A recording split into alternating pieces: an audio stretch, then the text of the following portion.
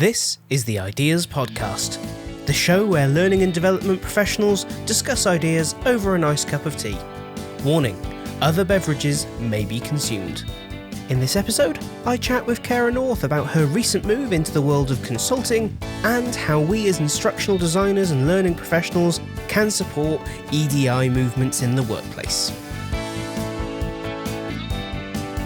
Welcome to this episode of the Ideas Podcast. Thank you for joining us.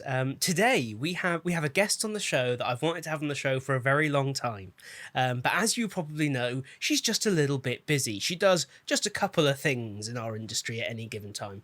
By which, of course, I mean a couple of dozen things at the same time in our industry. So joining us today, we have Cara North, Chief Learning Consultant and founder of The Learning Camel, which is possibly my favourite name for a learning consultancy ever. Of course, you will know who she is, probably far more than you know who I am. You're probably tuning in because her name's on the episode, not because you've listened to this show before.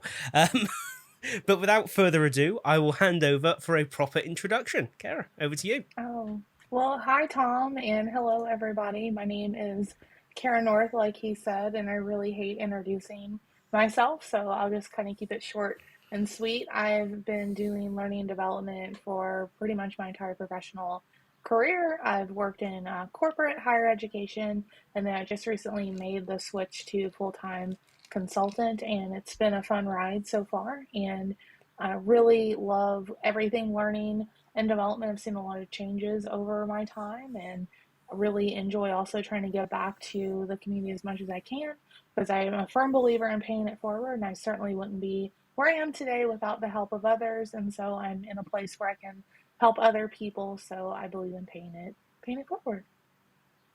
Awesome. Thank you for that. And that's very, very a modest introduction there. You do a lot more than just paying forwards what you've got. I think there's a lot of us in the industry that were kind of figuring out what we were going to do and going, this person here, I shall follow them. So, I think on behalf of everyone, thank you for that. But the real reason everyone tunes in, what are you drinking during our conversation today? Great question. I actually just finished a beverage before we came on. So I'm addicted to the hint water, and it is a water that has no sugar in it, but it's flavored. And my favorite flavor of hint water is watermelon. And I buy it by the caseload. In fact, there's probably, I'd say, maybe 24 bottles or so of it in my fridge currently. I drink it, a lot of it throughout the day, but I'm highly addicted to it. Everybody that I meet, I try to push it on them because I believe in it that much, and a couple of my friends are now addicted to it too. Nice. Just single-handedly propping up that company there. That's yes. I like it. Well, it's the evening here, and it's warm, so I have gone for a lovely gin and tonic, which I'm not addicted to. You can't say that on the internet. People get very upset. So, yes, but it is very nice. It's enjoyable of an evening. So, the move into learning consultancy, I think everyone would agree it's a big move, right? Even just from the going from being an employee to being entirely responsible for yours and potentially other people's income, but also in what the role is. So I guess where I'd like to start is when you look at the industry right now and when you look at consulting, what's the big play? What do you want to see happening, or what are you going to make happen, maybe is the answer?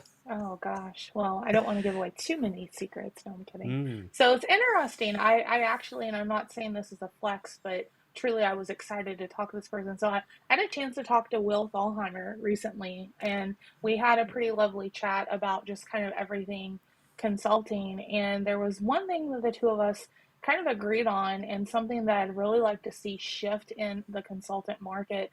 And that's kind of like almost like a Hippocratic oath of do no harm.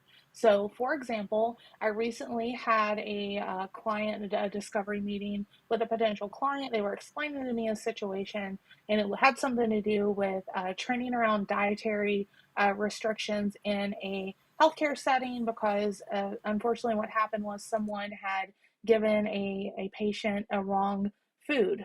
So this person was not supposed to have a banana, and this person was given a banana, and it made a pretty significant side effect for that patient. And they found me somehow and said, "Hey, we need to have dietary training." And then the first thing out of my mouth was, "Well, why do you think this is a problem?" And so the person told me the story about the banana, and my immediate question was, "Well, so what happened? Like, why did it happen?" And they just looked at me and they're like, I don't know. Like, so and so told me that we need training and to find somebody to make it. And so that's why I'm contacting you. So I think that, could I have taken that person's money and built something and pushed it out? Absolutely. But I just think that we really need to, as a profession, hold ourselves to higher standards than just content dumps. And, maybe that's not going to make me a lot of money, but I'll sure sleep better at night. But I think that I'm seeing a lot of people talk about building like articulate rises or building videos or whatever. But at the end of the day, Tom, and I know you're also kind of the school of thought as well, like if it's not really solving a problem, what's the point? No, I couldn't agree more. I kind of broadened when I made the statement far less eloquently recently, where I said if your course contains the thing, oh, it's just an awareness piece, you shouldn't be making the bloody thing. That's yeah, and that's probably why I'm not that consultancy, and why you're going to do very well, because you word it that way and I word it that way. But yeah, I think it's interesting that comes across as a not the usual idea, and a bit concerning, really, isn't it? Because you have to wonder, that means there are a lot of people either unaware of or perfectly comfortable creating content that doesn't do anything and billing for it, Yes. which is a slightly uncomfortable feeling for our industry. It is. And, I can also share another client of mine is doing something kind of the complete opposite. So, another, I think, emerging market that I'm finding is, there are a lot of professions here in the United States, I venture to say probably in the UK as well, Tom, that a lot of people are aging out of the profession. So, for example, there is a profession that I'm getting ready to support in some client work around assistive technology. So meaning, fitting people appropriately for wheelchairs, retrofitting like vehicles and really setting people up for success to live as independent lives as possible. And what you found is much like the learning and development space, a lot of these practitioners fell into it. Like they were, retired nurses or had a loved one that had maybe experienced some kind of declining health or had some significant trauma in their life to make it to where they need assistive technology in order to, live their lives as much as they can. So I found it fascinating that they said, people don't know what we do. And I was like, huh, well, I know what that feels like. I can completely empathize with that. So what they're looking to do is kind of build out like these awareness courses about, what their profession is and to potentially get it accredited. And some of the work that I've done in a past life was, around accreditation when I worked in higher education. So I'm just like excited about doing that because, maybe not everything has to solve a problem, but to your point about the awareness courses, this Mm. to me is an awareness course I can get behind because we're educating people about potential profession, and it's something that I don't see anyone talking about. Like all I see is like, oh, I want to be a UX designer, or I want to be an instructional designer, I want to be a technical writer or a marketer. But, I think that there's a lot of value in serving people and helping people. And so this kind of profession might be the right fit for somebody, but they might not know that it's out there. So if my work can help amplify this and again, make more good in the world and help people, what's better than that? No, I think that, that is a really interesting kind of area, because I think L&D has one of those. Well, learning is one of those rare things that has just as much, if not more, value outside of the workplace. Where like the one, quote unquote corporate function that is actually true of. As important as your product may be, outside of what your business does, chances are it doesn't revolutionize many people's lives. But I think stuff like this has such potential. It's funny you kind of mentioned the kind of everyone wants to. L&D is a great example. Everyone wants to be an instructional designer. If you're going into L&D, it's like it's the one job that exists in the entire space. When, as we all know, there are this huge spectrum of other jobs, some of which suit very different kinds of people. And I think it's interesting to find another industry like that, but that wants to do something about it. And that simultaneously L&D seems to not want to do anything about it. It's kind of at least en masse. I think it's. Yeah, I'm trying to remember. I think it was Tracy Cantu who posted something a couple months back and I reshared it. It was brilliant. Just the broad scope of learning and development. You could be a learning technology architect or an LMS administrator or, somebody that just exclusively does onboarding or somebody that maybe does employee success or, there's this just wide, vast net of what encompasses L&D, to your point, Tom, beyond an instructional designer that often needs good people, often pays pretty well, and often are maybe underappreciated and maybe not, I'll say, the fanciest or most, I guess, flamboyant out there. Maybe you might not see the work like you would with an instructional designer or e-learning developer, but still critical pieces of a good functioning, mature learning development function in organizations. And I think part of really good development into any other role as well. Like I was saying to someone earlier today, I'm so grateful for my time as a training facilitator, as someone who now creates the content. Like I feel like I would not be anywhere near as good as what I do now, just objectively, if I hadn't spent that time stood in front of rooms of people trying to train them and finding, well, this doesn't work, even though in theory it should. I think that learning can so easily be lost when we kind of jump straight into a role. And I guess it's the same true in the kind of the assistive technology world. If someone just finds himself in that role with no understanding of the breadth of it, they're going to be lost. So that sounds like an awesome project. Yeah, Cool. absolutely. And to that point, back in the Stone Age when I worked at Amazon, my role as an instructional designer there was I helped manage the learning management system. And I don't know about you, but so often I find people just kind of saying, well, I don't ever want to touch the learning management system. Ew.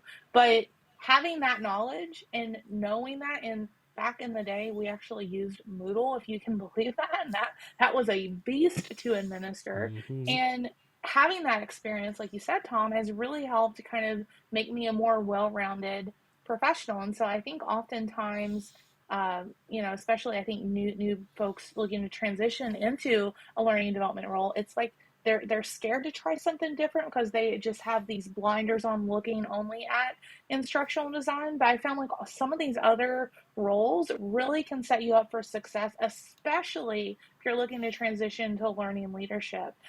Because learning leadership, like you have to kind of know a little bit about what everybody is doing. Okay, let me back that up. You should know a little bit about what everyone is doing. I wouldn't say that all learning and development leaders do know that, but I feel like that's what made me a good leader in the positions that I was in, because I did know a little bit about everything. And even bonus, if someone was out, like let's say the LMS administrator was out for a week, guess what? I could pop in and get things done if I had to. Probably not as efficiently as they do because they're in it every day. But I mean, I believe, leaders step in when things need to be done. And, I'm not going to put my head in the sand like an ostrich and be like, oh, sorry, they're out on vacation, can't do anything for a week. Shucks.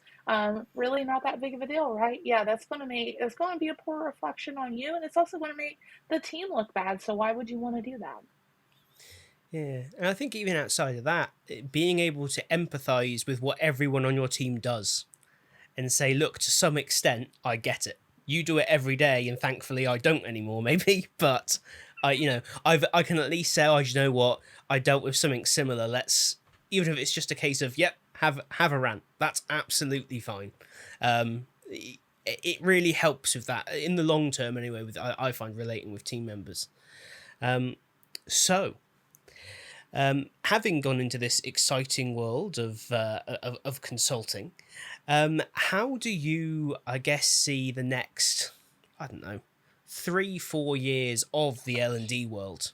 Oh gosh. Because it feels like we've just gone through the most bizarre couple of years I've ever had working in the industry, where we're super important and then we're not doing a good job, and then we're doing a great job, and then everything's going digital, and now nothing's working, and no one understands why, except everyone does understand why. We just don't want to say it out loud. And it feels like we're approaching something more like a normal working world right now. But what Yeah. next, I guess, is the Oh, question. this. I wish I had a crystal ball, but unfortunately I don't. I mean, I think in a perfect world, I would hope that we could do a more blended learning experiences. I do think that there's a value to a face-to-face or virtual instructor-led. I am not of the school of thought that that is dead. I get so mad when I hear people say that that's dead. I think it certainly has a place in the learning development ecosystem, and I think that there are certain tasks and things that really benefit from that modality versus e-learning. When I think of e-learning, I just think of it as like a delivery method more than anything, right? I mean, it's just kind of a convenience thing. But I'll tell you one thing I'm really concerned about, and I kind of hinted about this earlier, is I just find that with the influx of people looking to do this work, there is such an emphasis on the building and the final product. And I worry about us being very transactional. I think some people are already there. And in my mind, when we're transactional, we don't have value back to our organizations. And then we are primed for the pump for layoffs or job cuts or whatever that looks like. So really being able to be what I think, Tom, a business partner, and really, acting on those consultant jobs to really focus on the value that we can give in, having kind of this unbiased opinion about what's going on in our organizations. I think often, I see some job postings saying you must be a subject matter expert in this before you train on it. I completely disagree with that, and here's why. A lot of times experts are just so inundated and all the things that they do is automatic. It's really hard for them to step back and really understand the nuances and minutia of what they actually do in a day-to-day. And I think that is the benefit of a good instructional designer, is they keep asking the question why and how and explain this to me. And that is really the value that we bring to these situations. But when we have people like writing out all of our content for us not asking questions, and we just again this copy and paste model of, oh look, I've put in an e-learning authoring tool, oh look, it's got jazz hands, and oh look, it's so cute.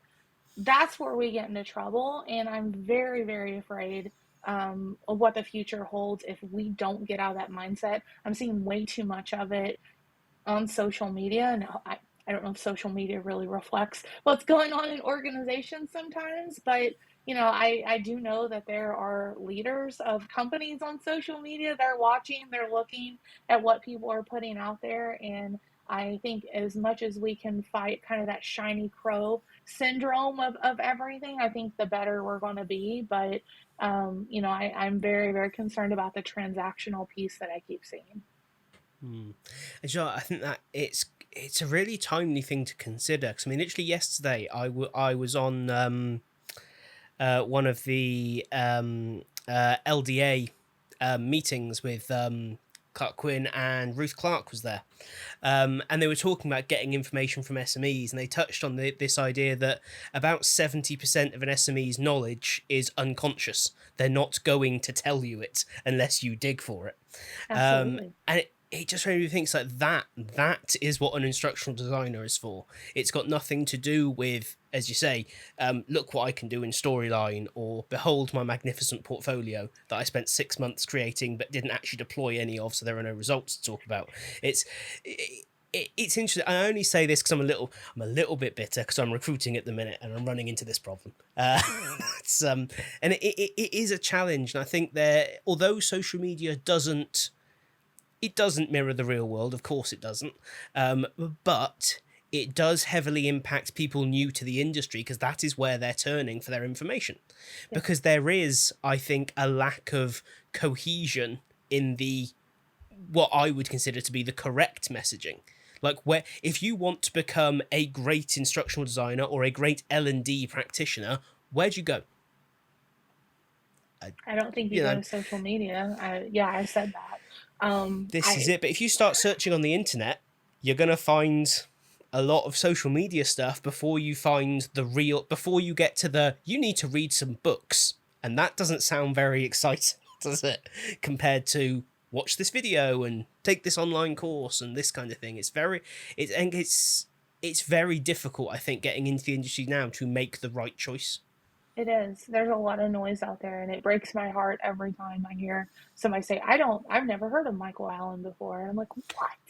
Like, so I always try to at least once a month, if not more, try to elevate some of what I call the OGs of the industry, because I do worry about exactly what you said of all the noise, and there's a lot of I'll say search engine optimization trickery going on to really steer that message. And I think it's really sad. And, I've definitely been an outspoken critic of it, for better, for worse. And I've made some enemies by being that way. But I'll say it here, and I've said it before. I was here before the ID Academies, and I'll be here after. So we'll see what happens with that. But, my way of combating it is, I've started to partner with higher education. So I jumped at Boise State University, and I'm only obviously one person, but one thing that I am doing, I'm teaching a storyboarding and scenario class, is I'm trying to make it as practical as possible. So good news is we're actually using text of Ruth Clark, which is incredible, but then I'm crosswalking that amazing like learning theory and research to what it looks like applied on the job. And I think that that's really critical to your point about recruiting and looking for talent. I had a tough time in my last role. I was trying to fill a position as well. And just basic things such as, one big red flag I look for is in your resume. If you say you can do all this amazing stuff and I don't see anything of it in your portfolio, that's a problem. If you have a portfolio and it only shows me the end product and I have no information about, like you said, Tom, about how it was evaluated, struggles, challenges, etc., that's a problem. One question that really was my kind of end all be all in my last round of interviews, a question that I asked is, I don't believe in giving people assignments on the job for job interviews because I have an equity issue with that. I don't know what people have going on outside of applying for jobs. If you're like me, your life is pretty chaotic outside of your day to day. And the last thing I want to do is take someone's time and talent away from their family and friends when they may or may not get a job. And second, I think that it's automatically biased to people that maybe have better support systems and also have access to learning technologies, because a lot of learning managers sadly have shiny crow syndrome, and if you make something pretty, they're like, oh, they're an amazing instructional designer, because maybe you have your own license of some of these tools, but unfortunately you might miss out on a candidate that didn't have the time to do that. So one thing that I do when I interview is I actually, in the middle of the interview, turn it over to them and I say, I want you to share your screen. I want you to pick a portfolio entry that you have for me. Then I want you to talk me through your design process. So it's like they're doing a director's cut of it. And I'll ask questions throughout about, hey, why'd you do that? Or, what was your thoughts behind that? And I can tell very quickly if they actually have what I call solid design thinking, or like a solid framework of building, versus if it's a template or not. Tim Slade said something one time that made me laugh. He said one time he was interviewing somebody that actually used one of his templates on their portfolio, which I thought was hilarious. Bloody hell. That's, I mean, as slip-ups go, like, if you're gonna do it, at least keep track of who you've nicked your work from so you don't go to them for an interview. I mean, oh. Funnily enough, this this is entirely non-L&D related. I made the same argument to my wife this afternoon because she was watching one of those like ghost hunting shows where they go into an old man, like, it's a shadow, there's something coming through on the talking box. And I was like, they're not even good comm people. Like, they could be so and pretend to be scientific. No, they're just extreme. There's a shadow. It's heard this. Oh. Everything's the most extreme possible story it could be. It's like, if you're going to lie to people, at least make it believable. Yes. If you're going to spin a story, make it a good one. Another example of that, I struggle with sleeping at night. My mind is one of those minds that race all the time. So a lot of times I'll listen to like people reading Reddit posts or something like that. But one thing that I love to watch while I fall asleep is The Curse of Oak Island. It's on the Discovery Channel, and it's about these two brothers that are trying to find this hidden treasure. I think that's part of Canada, like some province of Canada or island or something. And this thing has Something went to do on with the for Templars, isn't it?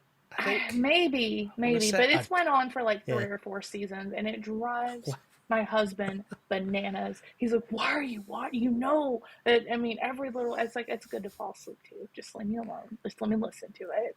But The, yeah, same thing. but the sad thing is, you could take that sentiment and apply it to an awful lot of learning content out there. Great to fall asleep to. Just leave it on repeat in the background. It'll keep going. You'll end up with like 16 badges to put on your LinkedIn profile at the end. It'll be great, and you'll get to sleep. So yeah, it's a funny space regarding that, isn't it? It is. So Yeah. so swinging round into that world as well. So obviously you share a lot with the industry. And I know you touched right at the start on kind of why you do that in terms of giving back, but we kind of discussed on how difficult it is to find the right resources. So how do you go about your kind of personal development? Where do you find your resources to continue growing, and where did you find them when you were starting out? Oh, great question. So I was also pretty fortunate when I moved to Columbus, Ohio, where I live now. I met this man, you may have heard of him, named Mike Taylor. And Mike Taylor is also a big person in the curation space, and he is very giving with his time. And he shared with me kind of his own personal management. Strategy, and I think he also leaned into is it Harache? I'm trying to remember the gentleman's name that kind of has this framework. But essentially, mine is pretty simple. I love to read, so like as soon as I wake up in the morning, I usually spend at least an hour reading every morning, and I use this tool called Feedly. That is an aggregator that brings in all these different resources on different topics. So there's different blogs I like to read. I'm really, I'll follow like different newsletters, that kind of stuff. But essentially, this is my litmus test. If I read something and I was like, that's valuable, I share it. That's it. So if it's something that I'm like, this is valuable, or I think this can help me in some way, I can share it. So I use a tool called Buffer.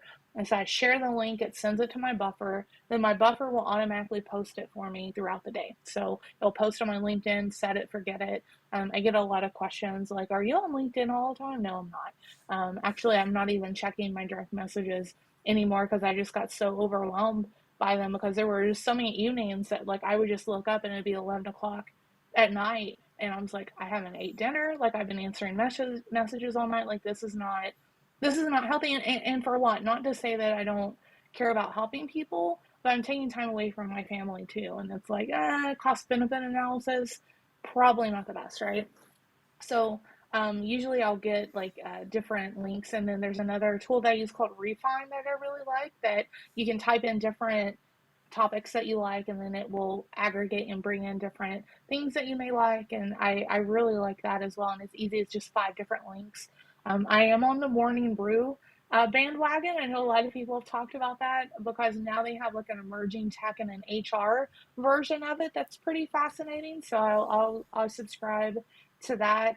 Tim Ferriss has a 5 Bullet Friday that I read, but any other kind of, I'd say, learning development newsletters from different people, I don't really subscribe to those or anything. But yeah, that's pretty much my process. And then usually if it's something really powerful, so like for example, one of my favorite articles I ever read was breaking down why level 1-1 in Super Mario Brothers is like the perfect learning experience, because it was the tutorial level that didn't tell you it was a tutorial level, right?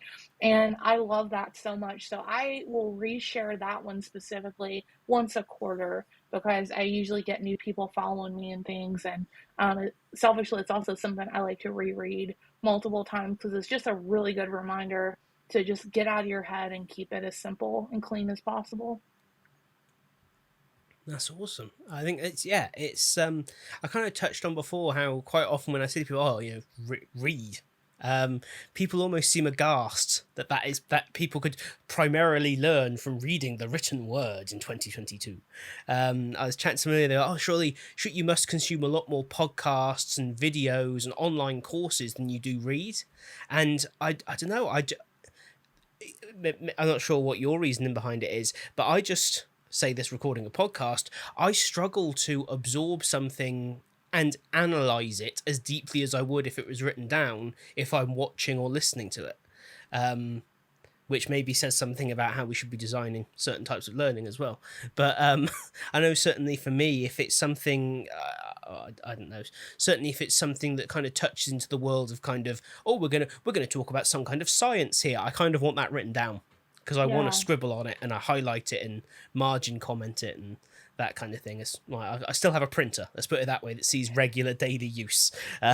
Just doing my bit to destroy the planet there. But the other thing too is, I don't know about you, but I just get tired of being in front of my computer with a screen, because I will just get in the flow and I'm just like, oh my goodness, it's the end of the day. I need to actually get up and move. So usually I just like to read, but if I'm consuming kind of media or whatever, it's usually like I've transitioned into video game brain. I play video games every day. I make time for video games every day, even if it's 30 minutes, just because one, it helps me decompress, but two, I've gotten so many amazing design ideas from just playing video games, even just like through the user experience or, the storytelling or, colors. I mean, there's just so much inspiration you can get from video games, but that is something I make time to do that every single day unless I am traveling, and then I switched to mobile gaming, which is not my favorite.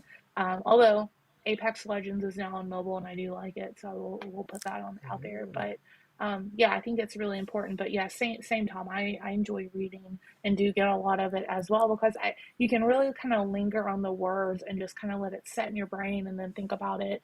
I think there's something really powerful about that. So, more serious question then. Favorite video game? Oh gosh, of all time, that's a really hard one. I would say probably of all time, and I share this with trepidation because they are remaking it and I'm scared to death, but probably Knights of the Old Republic Star Wars is probably my favorite game of all time. Okay. I am scared that they're remaking it because I love the Star Wars Battlefront games and I hate what EA did to them recently. I tried to have an open mind about it and I was not happy. But the reason that I love that game so much, Knights of the Old Republic, it's the first game I can remember playing that was this amazing kind of art. It was a role playing game, but then you saw the effects of your choices. So I hope I'm not spoiling anything if you haven't played the game, but you essentially get to choose if you want to be like a Jedi or a Sith. I've never played the Jedi path, FYI. I always go real dark, okay? It's too much work. Yeah, no, being good all the time. No. Yeah, I go complete 100% Sith. But the challenge of the game is obviously you make these decisions that are kind of evil, but then you have a crew of people around you, and there's different degrees of difficulty because they struggle with kind of their own morality and what they want to do. And there's one character in particular that is super hard to get dark side, and I've even watched I don't know how many guides about it. They're like, you get one shot to turn this person dark side, and the challenge of that is something that I always look forward to. And I find myself, that's another game I replay at least once a year. My husband hates it. He thinks it's the most boring game on the planet, but I love it. And then I'm also a big platformer fan, so probably my favorite platformer game is Super Mario Brothers 3. I love it so much, especially because I am so much better at it than my husband. He's not a platformer fan. Like, he falls off the cliff and I just laugh and he gets so mad at me. But yeah, I really enjoy that game too. Cool. Good answers that relate back to what we're talking about otherwise. I like that. That's good. And yeah. But yes, Knights of the Old Republic is a phenomenal game, if for no other reason than the cutscenes. Like, oh yes, those are good too. Masterpieces, yes. Especially when you consider the age. Like, it doesn't look like a game of its age. It's quite impressive. I agree. So then, going off on a completely different direction.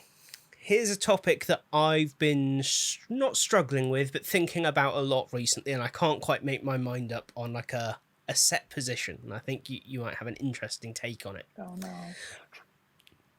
I'm sure you'll have an interesting take on it. I think everyone does. What do you think L&D's role is in terms of kind of equity, diversity, and inclusion in the workplace? It I is a think tricky one.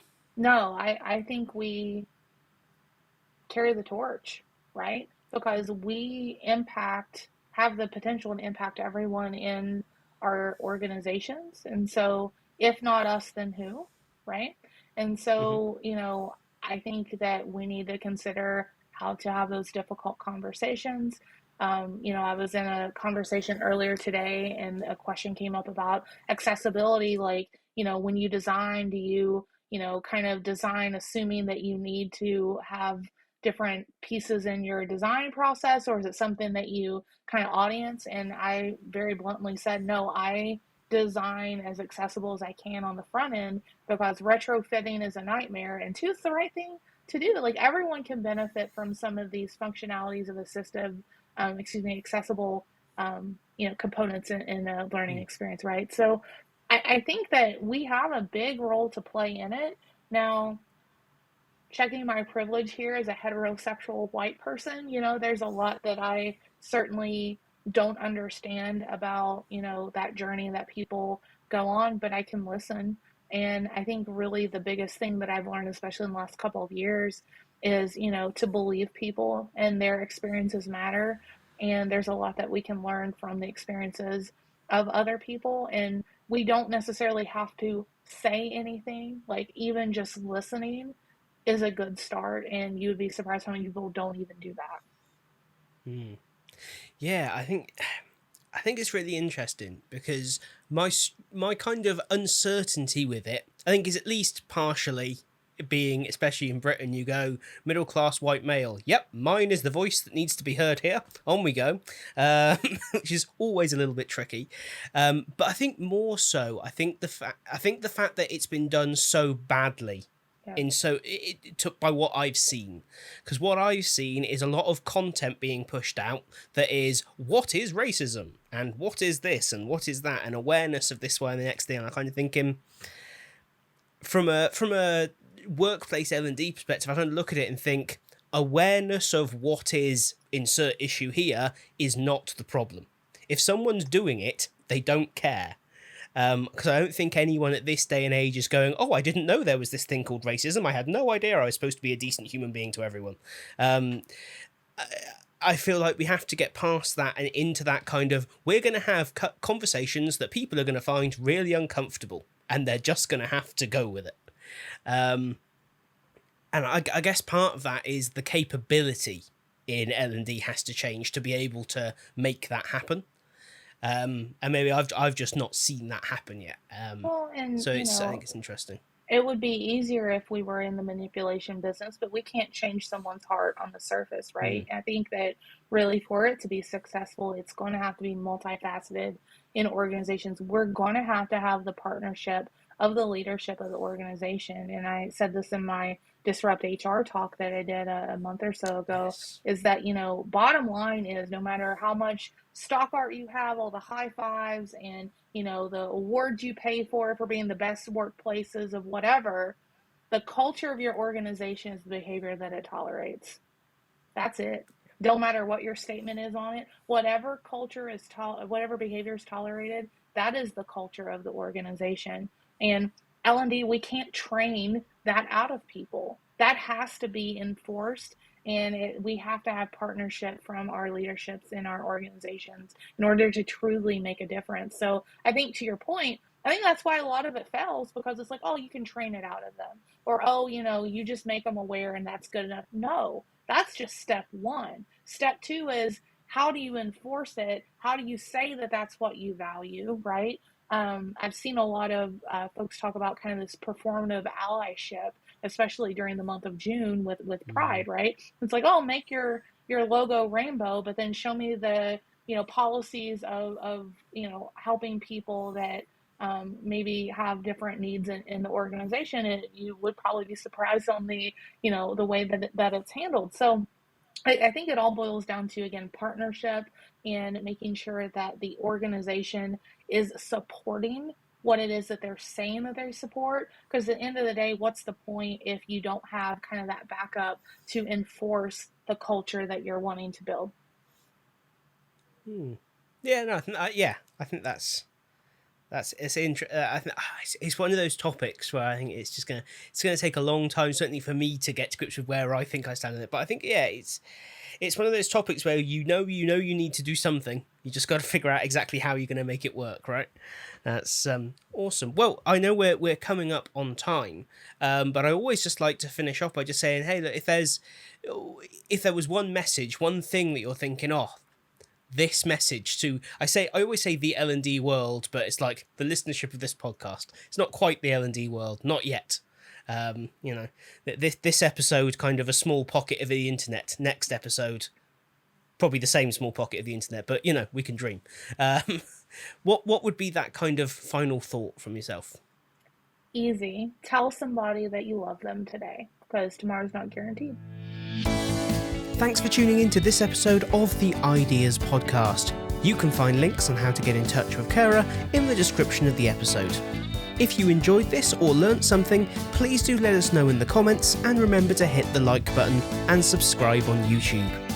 If there's someone in your network who you think would benefit from this show, please do share it with them. And if you have something you'd like to share, get in touch today to come on the show.